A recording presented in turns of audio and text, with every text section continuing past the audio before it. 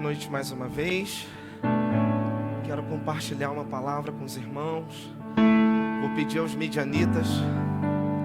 Cadê os midianitas? Estão aí? Os midianitas, por gentileza. Bota para mim aí a Bíblia, por favor, aqui. Para a igreja acompanhar. Lucas capítulo 15. Nós estamos aí caminhando para o término do nosso tema do mês, que é a paternidade. Como eu falei na semana passada, nós não estamos engessados, e nós entendemos que na semana passada precisávamos falar um pouco sobre o que é ser uma testemunha de Cristo. Podemos aprender um pouquinho que aquilo que a gente enxerga ou encara por sofrimento não é nada comparado com alguns homens na Bíblia que perderam a sua vida por aquilo que acreditavam. Nós temos que aprender muito ainda a ser cristãos. E quando eu falo por mim também. Então, na semana passada, como uma quebra de protocolo,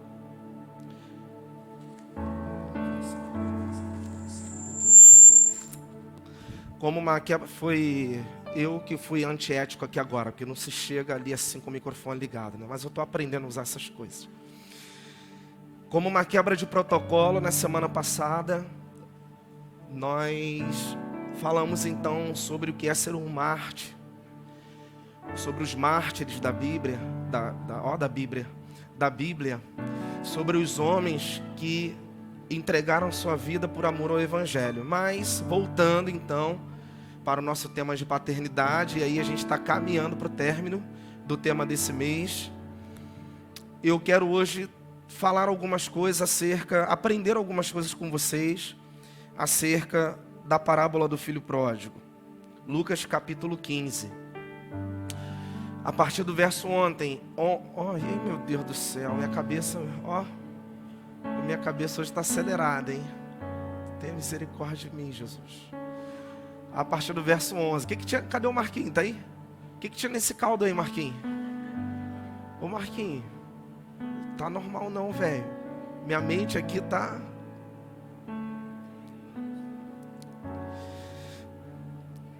Lucas 15, do verso 11. Quem veio disposto a ler Bíblia? Amém, queridos? Então, num culto precisa ter palavra. Não é só a palavra ministrada, mas a palavra também lida. Nas sinagogas, né, os judeus, eles fazem questão disso. Então, eles preservam muito o entendimento e aquilo que eles, por geração ou por gerações, fizeram, né, no decorrer da história, de chegar na sinagoga, chegar num culto, abrir a palavra e ler a palavra, né? Claro que entendemos que para os judeus, na verdade, em alguns casos, eles não fazem a leitura da palavra, eles cantam a palavra, né? Eles ministram, eles salmodiam a palavra, tá bom? Tudo bem, gente? Então vamos lá. Eu vou ler aqui com vocês, porque a Bíblia que eu estou aqui, se eu ler, vocês não vão entender muita coisa, tá? E eu falo isso com muito carinho, que é uma Bíblia, tá até bem novinha, né? Tá vendo, ó? Bem novinha, ó. Tô com cuidado com isso aqui, né? Mas tem algumas coisas aqui que não é legal, não cabe aqui eu ler aqui para vocês, tá? Então vamos lá. Por isso que eu pedi para acompanhar aqui. Continuou, certo? Ó, de novo, tá vendo, Marquinhos? Continuou, 2 pontos, né? Vamos lá. Certo homem tinha 2 filhos. O mais moço deles disse: Pai, dá-me a parte dos bens que me cabe. E ele lhes repartiu os haveres. Passado não muitos dias, o filho mais moço, ajuntando tudo que era seu, partiu para uma terra distante e lá dissipou todos os seus bens, vivendo dissolutamente. Depois de ter consumido tudo, sobreveio àquele país uma grande fome, e ele começou a passar necessidade. Então ele foi e se agregou a um dos cidadãos daquela terra, e este mandou para os seus campos a guardar porcos. Ali desejava ele fartar-se das alfarrobas que os porcos comiam, ou seja, as vagens, as lavagens, né? Isso são as alfarrobas que os porcos comiam, mas ninguém lhe dava nada. Então, caindo em si, disse, você pode repetir essa frase aqui comigo? Então, caindo em si,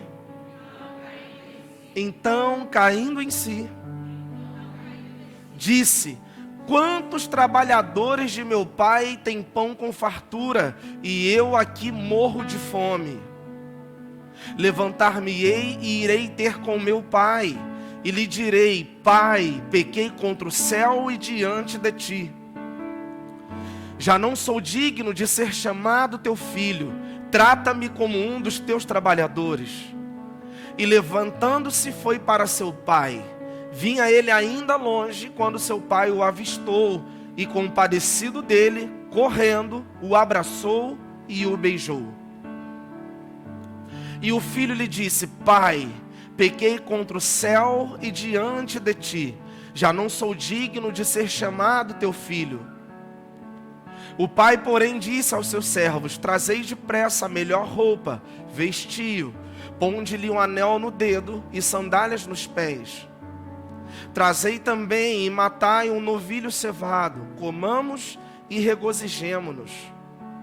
Porque este meu filho estava morto e reviveu, estava perdido e foi achado.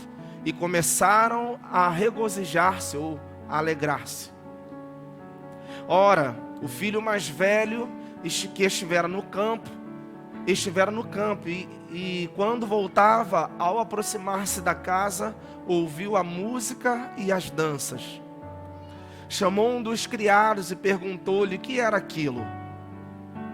E ele informou, veio teu irmão, e teu pai mandou matar um novilho cevado, porque o recuperou com saúde.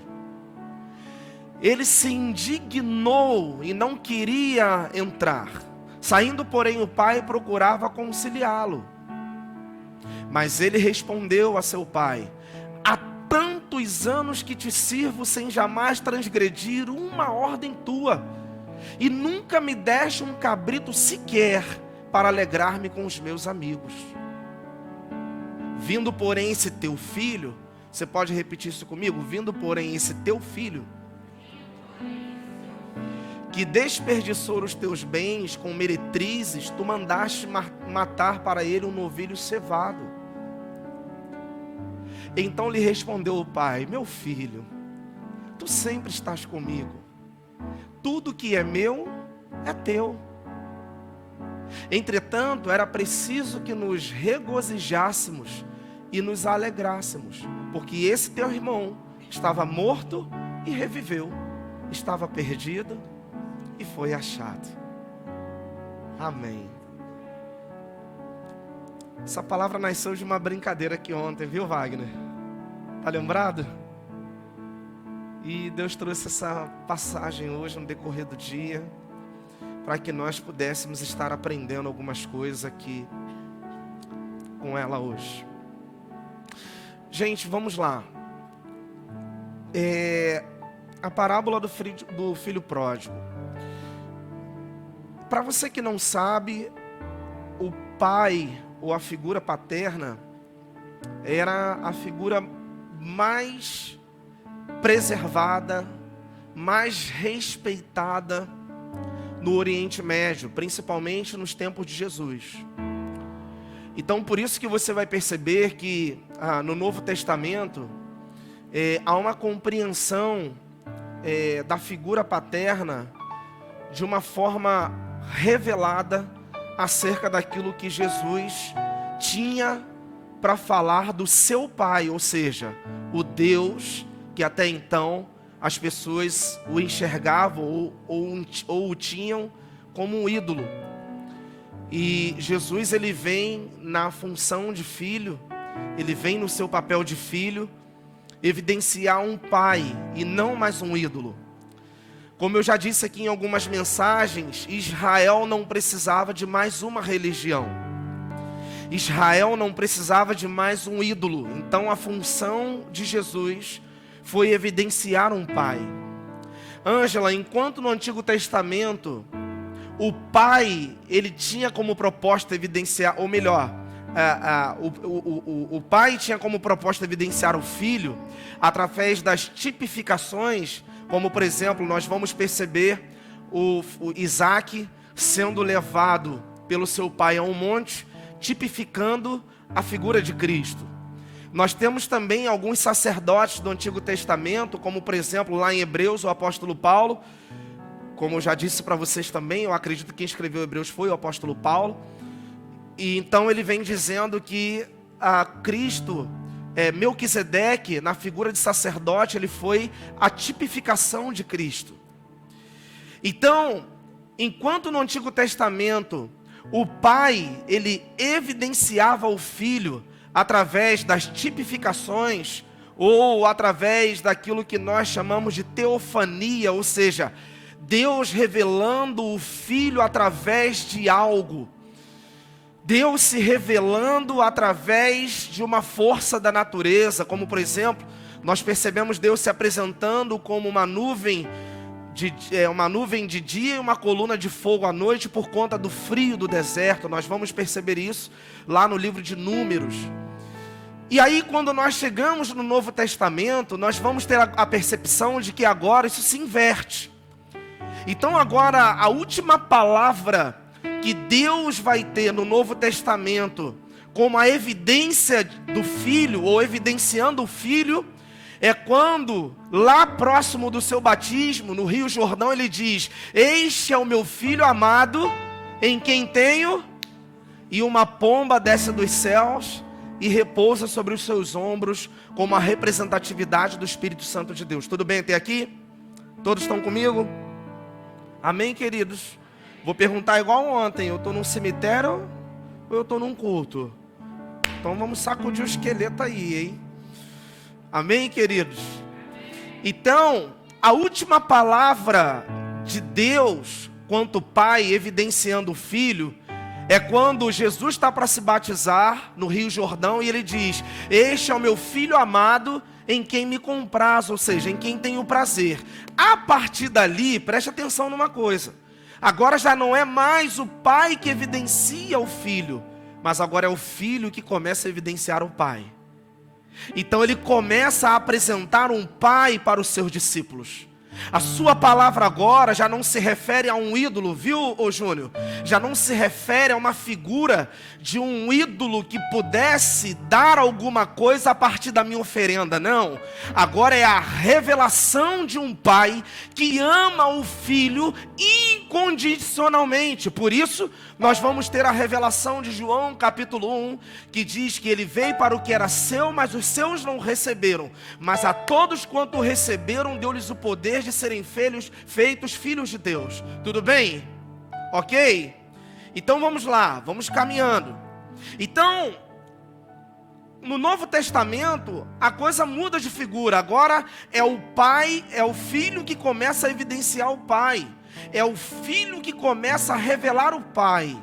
Nós vamos ter lá no livro de Mateus, por exemplo, quando Jesus vai ser condenado, o ato condenatório de Jesus foi porque ele se fez filho de Deus. Ou seja, porque ele disse que era filho desse Deus que ele tinha por pai. Então ele foi condenado porque se fez filho de Deus. Daí nós vamos entender porque antes da sua condenação, por diversas vezes ele vai fazer uma oração dizendo: Pai, eu não te peço que os livre do mundo, mas que os tire do mal. Mas que os livre do mal. Tem coisa nesse caldo aí.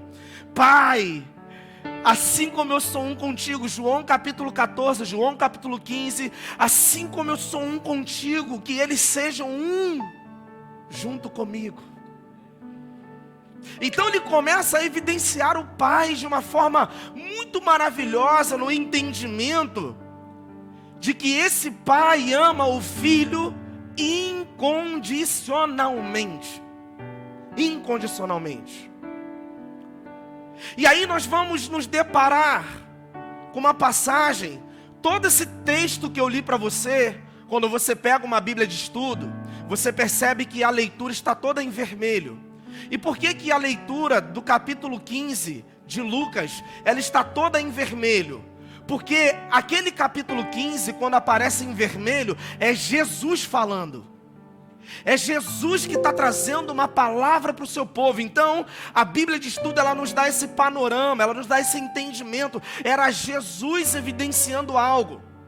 E ele vai separar uma parte, uma parábola, só para falar acerca de um pai que era rico e que tinha 2 filhos. Olha que coisa interessante, vai montando isso comigo. Então preste atenção numa coisa. O foco da parábola do filho pródigo, muitas vezes, nós aprendemos a vida inteira que a parábola do filho pródigo tinha a ver com um filho inconsequente, tinha a ver com um filho desproporcional no entendimento do que era o seu lugar. Tinha a ver com um filho que de uma maneira dissoluta gastou os seus haveres. A parábola do filho pródigo, nós aprendemos a vida inteira a crucificar o pródigo, a crucificar o que saiu de casa. A parábola do filho pródigo, o tempo inteiro nós aprendemos que esse filho, ele foi um irresponsável, que ele não valorizou o pai da forma que ele deveria. Talvez estejamos corretos em alguns entendimentos, mas eu quero dizer algo para você.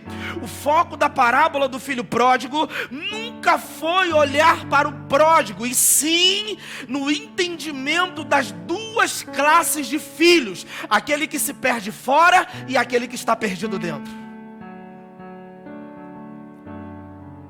Preste atenção nisso. Quando eu pego uma Bíblia, por exemplo, judaica, não há uma separação como uma Bíblia comum que nós temos, que vai separar por epígrafe, que vai separar por título. Não, na Bíblia judaica, a história é uma só. No texto original, a história é uma só. No texto original, não há uma divisão do filho que sai e o filho que fica. E isso vai nos ensinar algo nesta noite. Porque nós temos a mania de crucificar quem sai. Nós temos a mania de focar para quem está fora. Nós temos a mania de olhar de julgar aquele que saiu, o que está perdido, o inconsequente, o rebelde, aquele que não entendeu a proposta. Queridos, em algum momento pode ser até que tenhamos razão naquilo que nós estamos falando.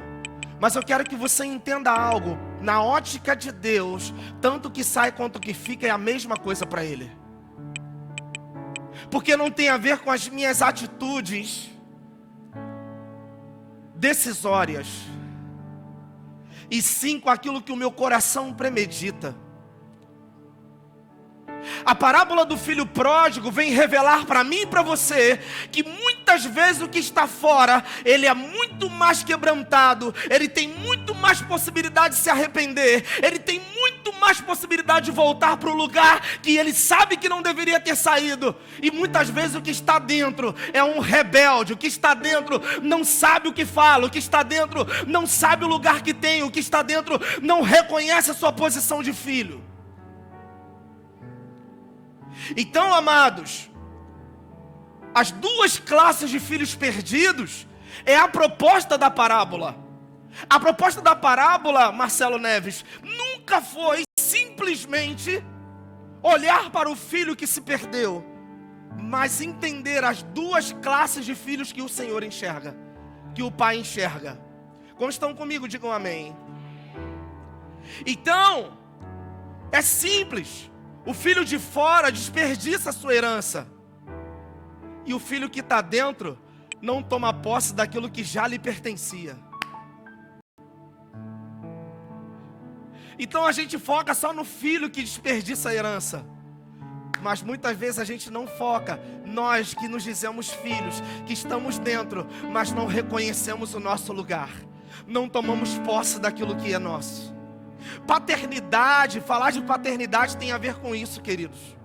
Falar de paternidade tem a ver com o entendimento do seu lugar de filho. Eu costumo dar um exemplo aqui do Davi. O Davi nunca me perguntou como o Danone entrou na geladeira. O Davi nunca me perguntou como uma roupa chegou para o corpo dele. O Davi nunca me perguntou como é que a mensalidade do colégio é paga. Ele nunca perguntou. Por quê? Porque ele é filho. E o filho, quando está na posição de filho, ele se torna apenas um beneficiário daquilo que o pai tem para ele, já preparou para ele. É por isso que numa certa feita Jesus vai olhar para os discípulos e vai dizer: olha, eu vou, mas fiquem tranquilos, na casa de meu pai há muitas moradas. Se não for assim, eu não vou teria dito. Vou preparar-vos um lugar. Mas não, existe um lugar preparado para vocês antes mesmo da fundação dos séculos. E mais uma vez nessa passagem, ele vai usar a figura de pai. O que ele está querendo dizer? O pai não prepara as coisas. O pai, quando sai para trabalhar, ele já tem tudo premeditado, ele já tem tudo preparado. O pai que é responsável, ele pode estar até enrolado financeiramente, mas ele vai dar um jeito, porque ele sabe que os filhos não têm culpa, de repente, de uma irresponsabilidade ou uma atitude que ele tomou fora da hora. Ele não tem. O importante é que ele sabe que no final das contas, o filho vai precisar comer, o filho vai precisar vestir, o filho vai precisar ir para o colégio, vai precisar ter a sua educação e daí por diante. Mas nós muitas vezes estamos como filhos que dizemos que somos, invertendo as coisas. Ao invés de eu orar como filho, eu posso até orar como filho, que eu digo que sou. Mas quando eu não consigo discernir o meu lugar de filho, eu oro como filho a um ídolo que pode me dar alguma coisa por aquilo que eu tenho para oferecer para ele. Ai, meu Deus. Ai, meu Deus. Gente, não existe diferença do que sai e do que fica. O que existe é o discernimento do lugar que ele possui. Vamos caminhar mais um pouco? Então vamos lá. A parábola do filho pródigo, ela tem como proposta revelar algumas chaves para nós. Estão prontos? Tópico 1. Primeiro ponto. O filho de um pai rico, que é o que sai, vivendo como um miserável. Bota no verso 16 para mim, por favor, filho.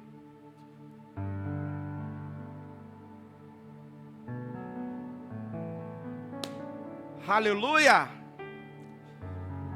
Meu Deus, vamos lá, meu filhote, me ajuda aí, deixa a Bíblia aberta. Isso, vamos lá.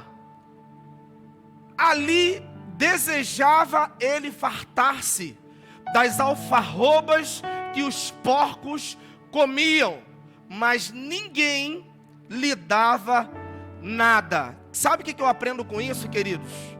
É possível que nós, quanto filhos, independente se nós estamos dando um passeio lá fora ou não, estejamos numa condição de miserável, quando na verdade na minha condição de filho, eu já não precisava correr atrás de migalhas. O que eu aprendo com isso? É por isso que tem muita gente dentro da igreja, que quando não discerne o seu lugar, vive uma vida miserável e de migalhas, porque não discerniu o seu lugar de filho.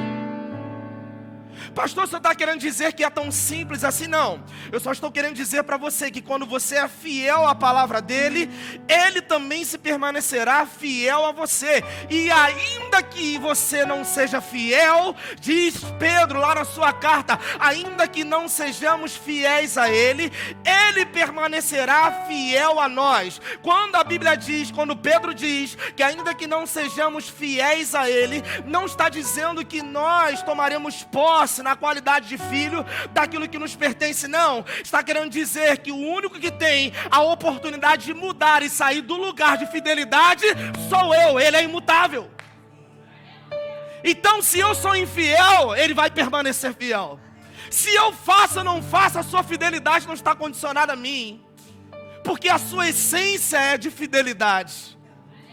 Então, a única posição que eu preciso, ou uma das posições que eu preciso tomar nesta noite é: Se a minha vida está sendo uma vida miserável, ou seja, não me leve a mal pela palavra, porque a palavra miserável é simplesmente aquele que vive na média, não tem a ver com te colocar mais pobretão ou pior do que o outro, não. Miserável é aquele que vive na média, vive na mediocridade, mediocridade do que aprendeu, na mediocridade do que tem, do que ganha, na mediocridade do emprego, na mediocridade do trabalho, na mediocridade do seu chamado. Queridos, mediocridade é simplesmente isso. Mas quando você não toma posição de filhos, é possível que você viva uma vida miserável, de mediocridade, enquanto poderia estar se beneficiando daquilo que o pai tem. Agora deixa eu abrir um parênteses aqui.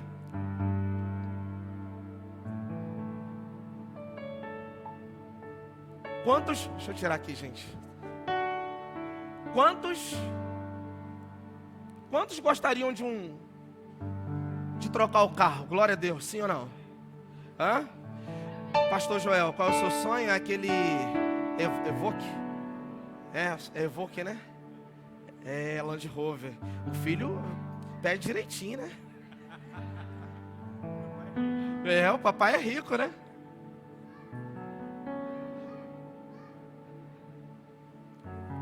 Quantos aqui queriam ter um salário melhor? Sim ou não? Quantos aqui queriam mudar de casa? Olha pra mim, vê se eu não tenho a cara da barra.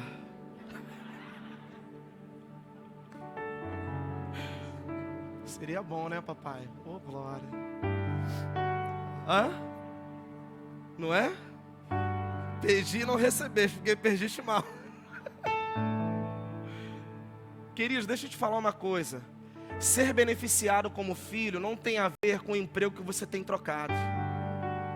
Ser beneficiado quanto filho é ter o discernimento que, se você respira, isso já é uma grande dádiva do Pai, te oportunizando, te dando uma nova oportunidade para que você corra atrás dos seus sonhos. Porque Deus, queridos, Ele é santo. A essência de Deus é espiritual. Por isso que a palavra diz que Deus é espírito e importa que os verdadeiros adoradores o adorem em espírito e em verdade. Então não espere que Ele vá sair do céu para lhe entregar a chave de um carro. Não espere que Ele vá sair do céu para trocar o seu apartamento. Não, Ele não vai fazer isso. Agora, todos os dias quando você respirar, se você tem sonhos, e isso é muito bom, se você tem desejo de viver uma vida melhor, isso é maravilhoso, que você tenha o discernimento, que isso não está na condicional do pai, mas no discernimento do filho, em correr atrás daquilo que ele tem, por inteligência, saúde emocional, condições de andar, condições de trabalhar, condições de pensar, condições de gerir um negócio. Você está entendendo isso? Então precisamos tomar cuidado. Bota um guarda-chuva aqui depois também, tá? Corta, faz uma edição aí na gravação. Cada vez que aperto o aparelho, chuvas de bênção saem da minha boca, né? Então, você está entendendo, queridos? Ser beneficiado quando filho não tem a ver, diferentemente do que nós fazemos com o nosso filho carnal, não tem a ver com as coisas materiais que ele tem para nos dar, mas tem a ver com a fé que ele gera em mim. Porque se você tem fé, tudo é possível para aquele que crê. A Bíblia diz que através da fé, as coisas invisíveis se tornaram visíveis. Tanto o material quanto o imaterial está ligado a uma fé que é produzida em mim pela pessoa do Espírito Santo de Deus. Então já não tem a ver com ficar como um menino imaturo dizendo: ai Deus, troca meu carro, e eu estou sentado no sofá. Deus, troca o meu apartamento, e eu não invisto o meu dinheiro para poder ganhar algo em cima. Ai Senhor, troca. Não, queridos, isso não é coisa de filhos maduros. Então quando nós olhamos para o filho pródigo, o olhar que nós temos para ele é um olhar daquilo que é material. Porque nós só olhamos para as prostitutas que ele se deitou, as meretrizes. Nós só olhamos por ele ter gasto dissolutamente a sua herança. E não pense que foi de uma hora para outra. No original, a Bíblia diz que ele pede a sua herança para o pai. E depois de passar um tempo, ele então, agora tendo as posses em suas mãos, ele vai sair e vai gastar tudo de forma absoluta. Não foi da noite para o dia. O que eu aprendo com isso? Não tem a ver com o que você tem, mas tem a ver com que o que você tem não venha governar ou deturpar quem você é, ou quem ele quer que você seja. Você está entendendo isso? Você pode dizer um amém? Então, amados, eu não posso, na condição de filho, ficar vivendo como um miserável. Sabe qual é a proposta das cestas básicas aqui? Não é sustentar famílias. A proposta da cesta básica, e as meninas do projeto sabem que eu falo constantemente isso com elas. O projeto da cesta básica é ser a mão estendida para puxar essa pessoa e falar: olha, hoje você está na condição de receber, mas amanhã você vai estar montando uma cesta para dar. Você está entendendo? Mas quando você não discerne até o projeto social da sua igreja, sabe o que acontece? Você fica alimentando filhos imaturos e miseráveis. A proposta não é essa. Pastor, o senhor pegou pesado porque eu estou dependendo de uma cesta básica da igreja, eu sou miserável. Não, eu já falei, miserável não tem a ver com o que você pensa. Miserável tem a ver com mediocridade. E se por um momento você estiver passando, está tudo bem também. Não tem a ver às vezes com a posição que você toma. Aí é a questão de discernimento de quem ouve, não de quem fala. Filipenses capítulo 4, verso 19, a Bíblia diz: mas Deus, segundo as suas muitíssimas riquezas, há de suprir todas as vossas necessidades que estão em Cristo Jesus. Ou seja, o que ele quer dizer com isso? O que Paulo está querendo dizer aos filipenses? Cristo é a sua suficiência. A sua riqueza está nele. Tudo bem, gente? Tópico 2. Abre lá, filho. Tópico 2, abre lá, verso 17. Os midianitas. Vamos lá? Então, caindo em si, disse: quantos trabalhadores de meu pai têm pão com fartura, e eu aqui morro de fome. 18. Levantar-me-ei, e irei ter com meu pai, e lhe direi: pai, peguei contra o céu e diante de ti. Troca. Já não sou digno de ser chamado teu filho. Trata-me como um dos teus trabalhadores. Presta atenção numa coisa. Quando ele diz trata-me como um dos teus trabalhadores, ele não está falando agora da sua condição de filho, tão somente, mas no entendimento de que um perdão que havia no pai, ele estava disposto a estar até mesmo na condição de um trabalhador. Tudo bem até aqui? Então preste atenção no que eu vou falar aqui para vocês, segura aí. Deus é menos ofendido pela sinceridade de um filho que reconhece os seus pecados, do que pela hipocrisia de um filho que fica dentro.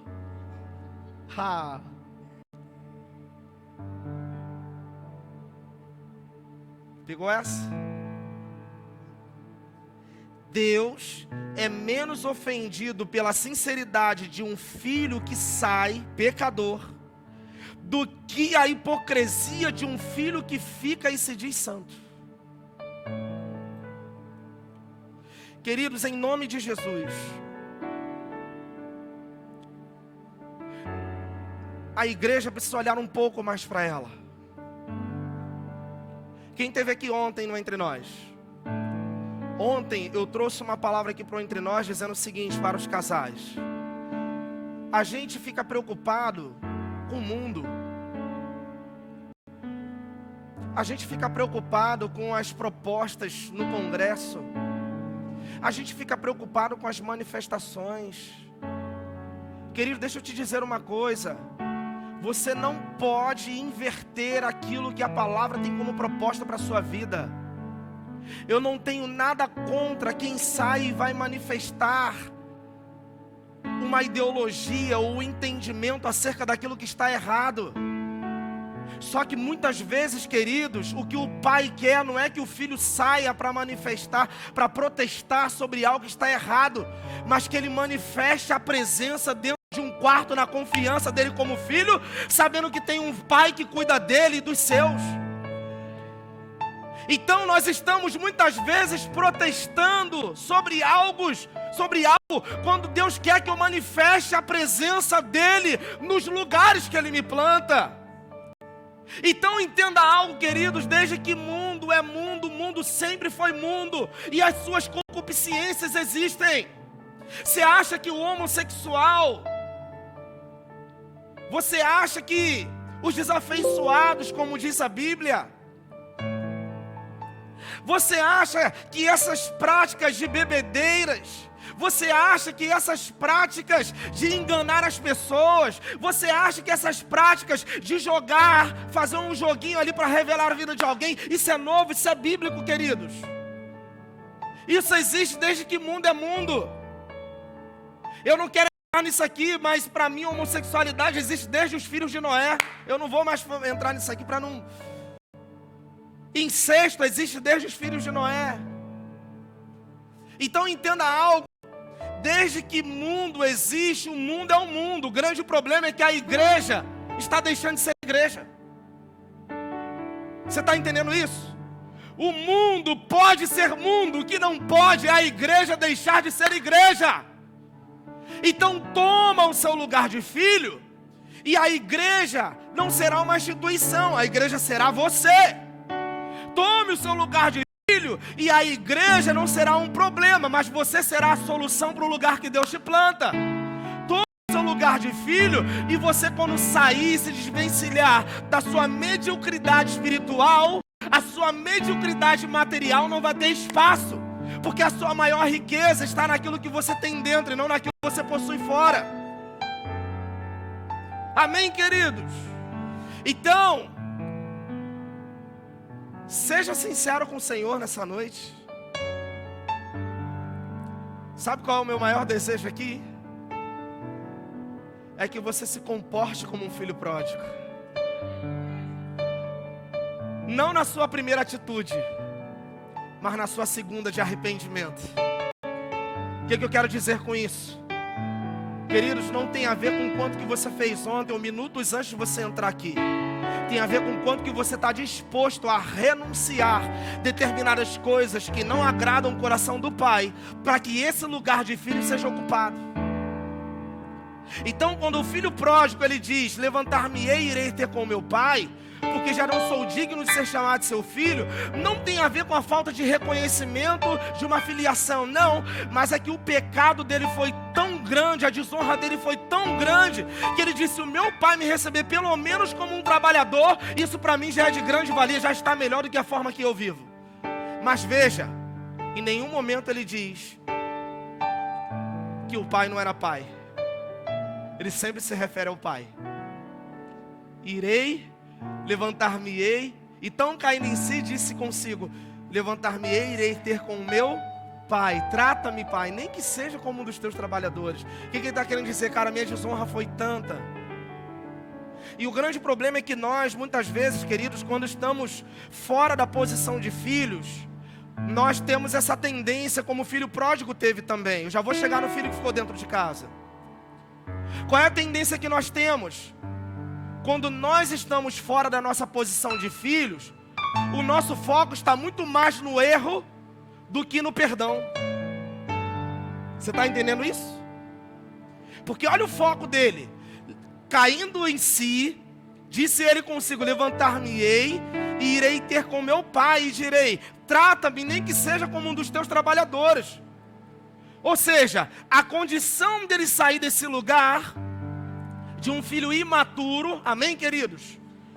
De um filho imaturo, a condição dele sair desse lugar estava atrelada a um olhar, a uma ótica da possível falta de perdão do pai em reposicioná-lo como filho. E nós muitas vezes também estamos assim. Nós oramos a Deus como um ídolo, nós o tratamos como um ídolo, nós fazemos barganha para receber algo, nós damos dinheiro para ser abençoado, nós somos dizimistas porque seremos prósperos, nós somos ofertantes porque Deus vai multiplicar. Querido, não tem a ver com isso. Às vezes a síndrome, um conjunto de coisas, porque a palavra síndrome significa isso, um conjunto de situações, às vezes a síndrome de filho pródigo está em nós, quanto filhos. Porque não é o fato de você ser filho que você não pode estar fora de um posicionamento como filho. Então uma síndrome do filho pródigo está em nós. De que maneira? O meu relacionamento com o meu pai está muito mais atrelado ao foco que eu dou para os meus pecados e para os meus erros do que a capacidade que o pai tem para perdoar.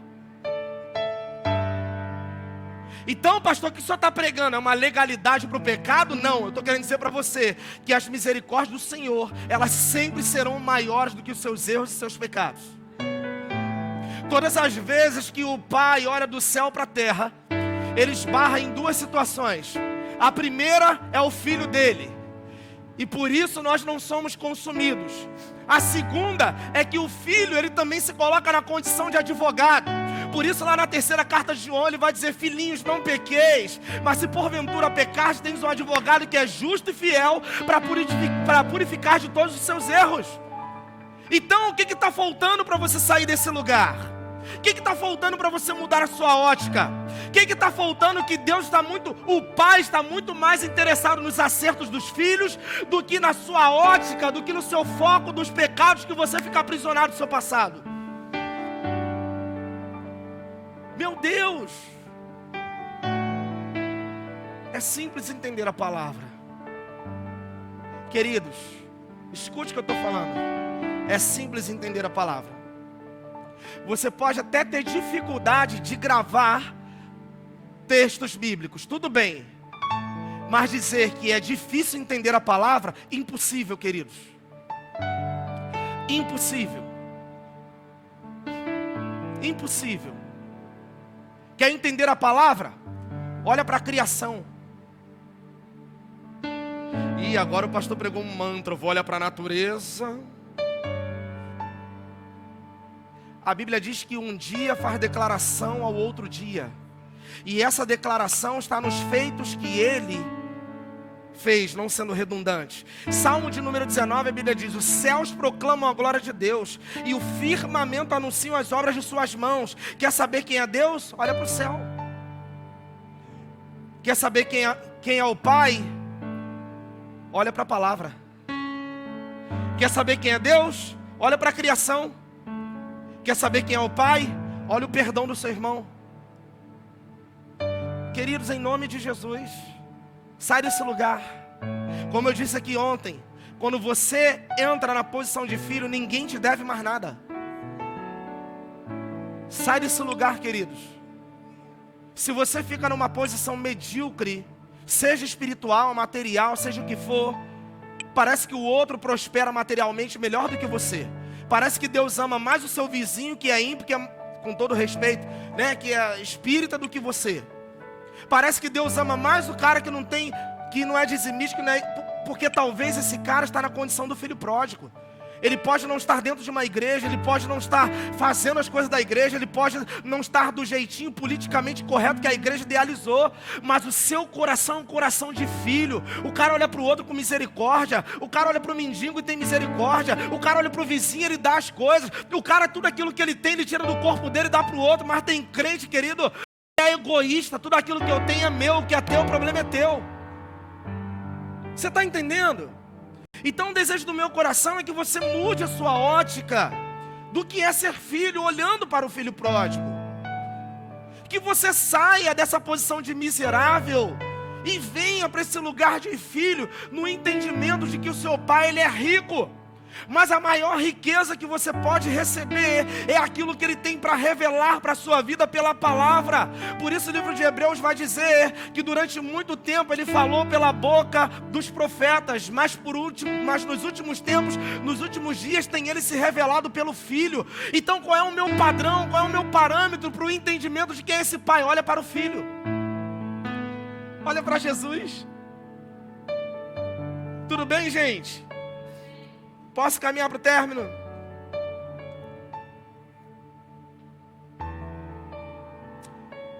Do verso 22 ao verso 24. Bota aí, meu filho, por favor.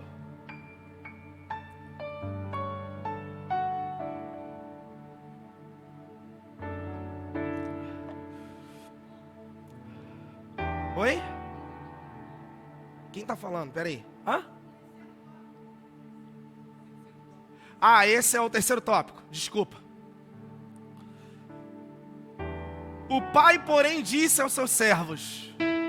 Olha aqui, ó. Olha aqui, quando você muitas vezes está numa posição onde você foca muito mais os seus erros, onde você foca muito mais o seu passado, onde palavras, olha aqui para mim, queridos, em nome de Jesus, onde palavras te aprisionaram, onde pessoas te aprisionaram. Você sabia que tem gente que tem alguém que mora dentro dela? Sabia disso? E isso faz com que você não consiga enxergar as virtudes do Pai para a sua vida.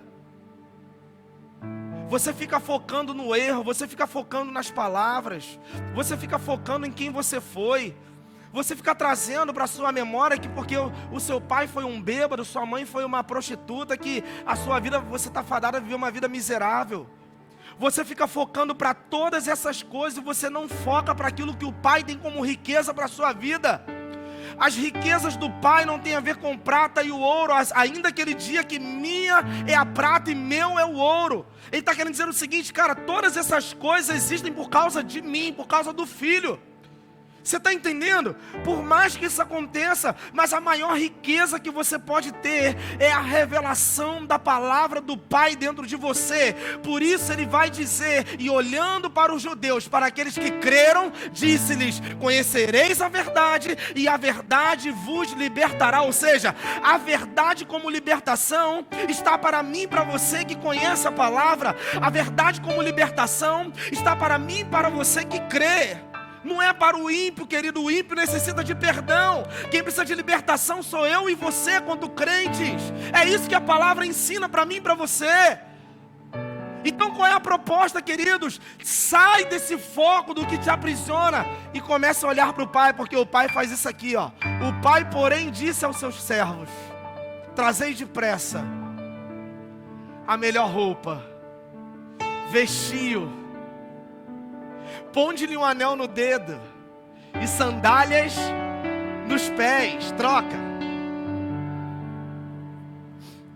Trazei também e matai um novilho cevado.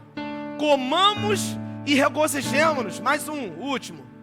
Porque este meu filho estava morto e reviveu. Estava perdido e foi achado. E começaram a se alegrar, querido.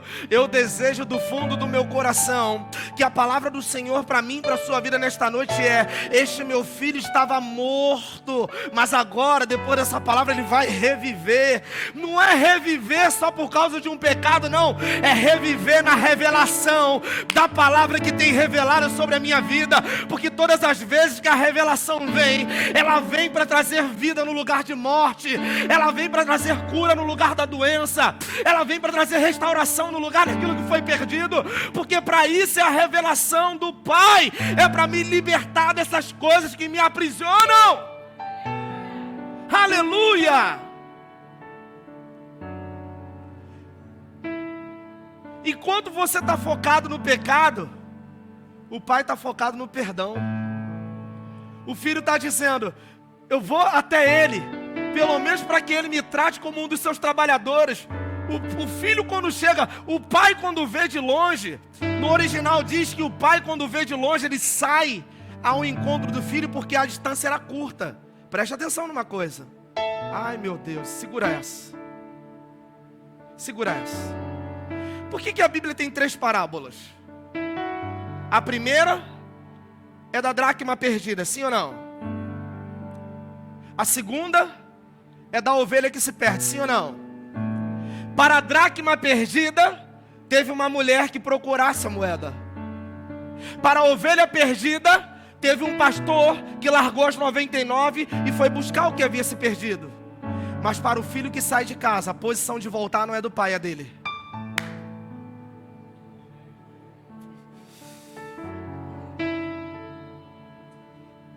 Você é coitadinho? Não é não, querido. O pai continua no mesmo lugar, com a mesma revelação, sendo o mesmo Deus, sendo o mesmo pai para quem quer ser filho, tendo as mesmas riquezas, fazendo as mesmas coisas, curando, restaurando. Você está entendendo? O pai continua sendo o mesmo, ele continua curando, ele continua restaurando, ele continua fazendo, continua suprindo, continua dando pão que come, semente o que semeia. O pai continua o mesmo, querido. Aquilo que é responsabilidade sua como filho, o pai não vai sair do céu para fazer o que você tem que fazer, porque para o filho que sai de casa, para o filho que sai da posição, cabe a ele fazer o caminho de volta. Para a ovelha que se perde, não. Para a ovelha que se perde, o pai, o pastor vai atrás e busca a ovelha que se perdeu. Mas para o filho não, o filho não. Se você é filho e você é coitadinho, você precisa fazer o caminho de volta. Não é o Deus que vai sair para te procurar, não é o pai que vai sair para te encontrar, não. É você quanto filho que precisa fazer o caminho de volta. Porque no caminho de volta tem honra, o anel sendo posto no dedo. No caminho de volta tem liberdade, as sandálias postas nos pés. No caminho de volta tem santidade, as vestes sendo trocadas. No caminho de volta tem alegria. Por quê? Porque eu estava morto, mas revivi pela palavra do Pai, pelo perdão que o Pai tem para minha história. Aleluia! Você pode aplaudir ao Pai nesta noite? Aleluia! Volte, filho. Volte, o pai está te esperando. O pai está te esperando, filho. Volte. Pastor, mas essa palavra não é para o ímpio, não. Essa palavra é para você que crê. Volta, filho. O pai está te esperando. Para de perder tempo quem feriu seu coração. Para de perder tempo, querido. Se o filho saiu de casa, algum motivo ele tinha. E olhando para o filho que ficou, eu percebo que talvez, conjecturando, de repente o filho saiu de casa porque já não se dava tão bem com o filho que tinha ciúme deles. Então às vezes a nossa vida fica aprisionada por causa do outro. Mas quando eu entendo o pai que eu tenho, o outro já não é um problema para mim. O que importa é o meu lugar de reposicionamento. Ah, meu Deus. Volta, filho. Volta. Ninguém te deve nada. Para com isso. Existe uma diferença para falar de filho na Bíblia. A Bíblia, quando fala de filho, filho é uma palavra dúbia na Bíblia, assim como vinho. Eu senti algumas carinhas aí quando eu falei de vinho, hein?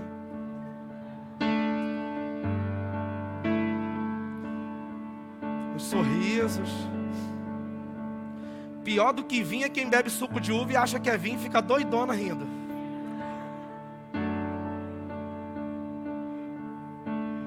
Um dia eu vou postar um vídeo aqui no telão.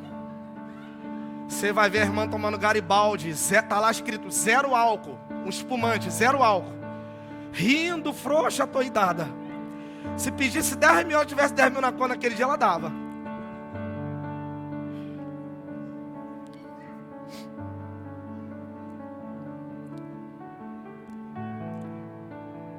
Quarto tópico. Deixa eu falar aqui para você. O filho pródigo nunca foi o problema. Por mais que ele nos demonstre, demonstre alguns problemas. Mas se tratando da parábola, o filho pródigo, escute isso, pegue isso no seu espírito, nunca foi o problema. Sabe por que a parábola do filho pródigo foi criada? Porque o filho pródigo tinha por intenção revelar o filho perdido que ficou. Ok? Deus, ele é muito tremendo. Alguém entendeu o que eu falei? Deus, ele é muito tremendo nas suas parábolas. Por isso que eu vou entender quando Jesus diz assim: olha, eu vim para que aquele que enxergue não veja, para que aquele que tem ouvido não ouça. Eu vim para ser a pedra angular dos construtores. Ou seja, todas as vezes que Jesus se revelou como uma pedra, A sua função, na verdade, era apenas revelar quem ele era, e não aquilo que os sábios e entendidos tinham por sabedoria. Assim como a parábola do filho pródigo, quando um filho pródigo ele é contado como história para mim e para você, a sua função é apenas revelar o filho perdido que está dentro de casa. O que eu quero dizer com isso? Na ótica do reino, tudo é na contramão. Já falei sobre isso aqui também. Na ótica do reino, o pobre é que é rico. Na ótica do reino, quem quer encontrar a sua vida vai perder a sua vida. Na ótica do reino, quem perde a sua vida encontra a vida. Na ótica do reino, quem é cego é quem enxerga. Na ótica do reino, quem é surdo é o que ouve. Então a parábola do filho pródigo, ela tem como função, não é revelar o filho tão irresponsável que está fora, mas revelar o filho que está dentro de casa perdido. E muitas vezes dentro da igreja, queridos, é isso que está acontecendo. A minha visão hoje, queridos, não é para os de fora. Os de fora, eles são importantes para aquilo que eu tenho que ser como resposta de igreja para eles. Os de fora, eles necessitam do anúncio do evangelho. O que é o evangelho? As boas novas. É as boas novas no caos instaurado lá fora. Então, para isso que eu sirvo como o pregador do evangelho, como um evangelista, como alguém que tem um chamado e uma vocação assim como você. Agora, o meu maior desafio são para os de dentro. É os de dentro que a gente tem que ficar falando assim, ó. Cara, tá chovendo, mas não negocia não, vai pro culto. Cara, você tá cansado, trabalhou a semana toda, mas ó, cuidado, vai pro culto. Cara, ó, tome cuidado. Pastor, arrumei um emprego, vou ter que trabalhar uns domingos. Cara, toma cuidado, irmão, o que você vai ganhar vale realmente a pena. Não é por causa, queridos, não é porque tem alguma coisa mística aqui, não, queridos. Mas quando a nossa fé se junta, você está entendendo?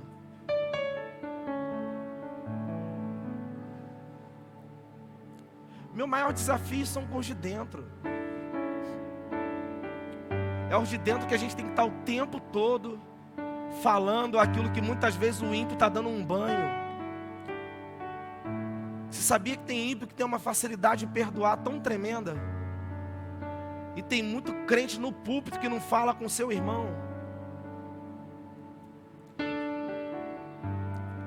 Queridos, a minha palavra não tem sido uma palavra dura, não considere isso. Mas é uma palavra de reposicionamento, queridos. Sabe por quê? Porque eu torno a dizer, o mundo sempre será mundo, mas é a igreja que não pode deixar de ser igreja. O que é ser igreja? Ser igreja é perdoar o próximo. Ser igreja é olhar para o teu próximo, amar o teu próximo como a ti mesmo. Ser igreja é entender que o amor é o elo que junta, que vos une para o cumprimento de um propósito. Ser igreja é entender que ninguém me deve nada, porque tudo aquilo que poderia ser pago, já foi pago na cruz do Calvário. Mas eu, quanto crente, estou o tempo todo anulando o sacrifício de Jesus na cruz. Você está entendendo, queridos? Se a igreja se posiciona, amados, nós não teríamos metade das intercorrências que nós temos aí fora. Porque está faltando a igreja dar resposta. A igreja inverteu as coisas. A igreja está entendendo tudo errado no que é proposta. Gente, quando eu falo que a igreja está entendendo tudo errado, eu estou me colocando nela. Eu não estou dizendo que nós somos os corretos, que agora eu sou o dono da verdade, não é isso. Eu quero que você entenda que a igreja, ela tem um potencial que ela desconhece. Porque quando a igreja tomar a posição dela de igreja, o mundo será o menor dos problemas. Por quê? Porque vai existir um padrão para o mundo. O grande problema é que o padrão que eu tenho hoje, as maiores faltas de exemplo de padrão hoje está dentro da igreja. Você está entendendo? Então, quando eu trago uma palavra dessa de paternidade, falando sobre filho, sobre posicionamento de filho, o desejo do meu coração é que você comece a dar uma resposta para o que você está vivendo. Querido, as boas novas estão em nós para que nós sejamos a resposta para o caos. Por isso o evangelho, as boas novas, ou seja, não é uma questão de eu chegar nos lugares, olhar para as pessoas e começar a dar diagnóstico para Deus. Deus não precisa do seu diagnóstico, queridos, Ele precisa da sua resposta. Você está entendendo isso? E eu quero ficar dando diagnóstico para Deus. Tem um pastor que ele diz, eu acho isso muito interessante, às vezes eu quero pregar para Deus, às vezes eu quero converter o coração de Deus. Às vezes eu quero que Jesus se converta e venha congregar na minha igreja. Queridos, em nome de Jesus, sai desse lugar. Sai desse lugar. Porque todas as vezes que você ouviu uma palavra, você pensa no contrário dela, no sentido de que, cara, tem alguma coisa sendo revelada nisso aqui. Então a função do filho pródigo, Felipe, é apenas revelar o filho que ficou perdido dentro de casa, só isso. Então por que uma parábola foi contada? Lembra de Natã quando chega para Davi? Havia um homem rico, poxa, ele não tinha necessidade de arrebatar uma ovelha, mas ele foi lá no seu vizinho, o cara arrebatou uma ovelhinha, e ppp. No final das contas, o que ele queria dizer com aquela parábola? Ele queria revelar o pecado escondido que estava no coração de Davi. Então todas as vezes que uma parábola vem na minha vida, eu preciso entender o que está por trás dela. E a parábola do filho pródigo não é para você focar no pecado do filho que saiu, mas no pecado do filho que ficou. Ai meu Deus, aleluia, aleluia. Somos muito bons de olhar o pecadinho do outro, mas somos maravilhosos para esconder os pecadinhos de estimação em nós que estamos dentro. Somos maravilhosos para julgar o pecado do cara lá fora. Somos maravilhosos para dizer que a igreja A e a igreja B não presta, mas eu subo aqui no domingo e na segunda eu estou assistindo pornografia. Querido, está tudo errado, querido. Eu sou maravilhoso para julgar a palavra do outro, mas eu sou pior ainda para ser a própria palavra que Deus quer que eu seja. Você está entendendo isso? Então, pelo amor de Deus, seja revelado nessa noite. Quantos estão dentro? Quantos estão dentro? Isso, levanta a mão, quantos estão dentro? Isso. O filho pródigo veio te revelar nessa noite, querido. E não é te revelar para dizer que você não presta. É te revelar para dizer assim para você, ó, o mesmo perdão que tem para o filho que saiu, existe a mesma complacência para o filho que ficou. Porque o filho, quando volta e o mais velho sabe que ele chegou, o que ele diz? Ele se revolta. Não, mas o que o pai faz? E tentando conciliá-lo. Você está entendendo? Tem perdão também para quem ficou. O perdão não é só para quem está fora. Não é só para quem saiu, para quem desviou. Não, é para quem ficou também. Porque a ideia dele é te conciliar com aquilo que é proposta eterna. Por isso, 1 Timóteo capítulo 2, verso 4, a Bíblia diz que o desejo de Deus é que todos os seres humanos sejam salvos. A proposta do filho sempre vai ser conciliar você com o pai. A proposta do filho sempre vai ser você tomar o seu lugar, ainda que por adoção como filho maduro, sendo feitos assim filhos de Abraão. É isso que Paulo diz. Tudo bem até aqui, gente? Tá difícil? Então, para terminar, deixa eu te falar aqui duas coisas. A palavra filho na Bíblia... Cadê minha esposa, gente? Tá com dor de cabeça? Acho que eu sacudi tanto ela hoje que ela ficou com dor de cabeça. Mas foi um mocotó de onda, mas vamos lá. Entendedores entenderão. Mas tá gravando, depois edita aí, tá, Marquinhos? Vamos lá. Então, pastor, tu não tem jeito, não tem. A palavra filho, para a gente encerrar, ela é uma palavra dúbia na Bíblia. Assim como filho, assim como vinho. Filho na Bíblia, existe o filho teknon, repita comigo, teknon. Vou soletrar para você, T-E-K-N-O, teknon. É a transliteratura da palavra filho imaturo, ok? Imaturo. Teknon no grego é o filho irresponsável. Teknon no grego é o filho que não tem noção das suas posses, não tem noção da sua herança. Isso é o filho teknon na Bíblia. Tudo bem até aqui? A palavra pródigo significa aquele que desperdiça. Ou seja, se eu junto uma palavra com a outra, olha aqui para mim. Se eu junto um entendimento com outro, logo o pródigo vai se tratar basicamente da mesma coisa. Ou seja, O pródigo é o que saiu. O pródigo é o que desperdiçou. O pródigo é porque o significado da palavra pródigo é exatamente esse. É o que desperdiça. É o que não tem noção da sua herança. É o que gasta dissolutamente aquilo que tem. Esse é o significado da palavra pródigo. Teknon, como filho no Novo Testamento, é a mesma coisa.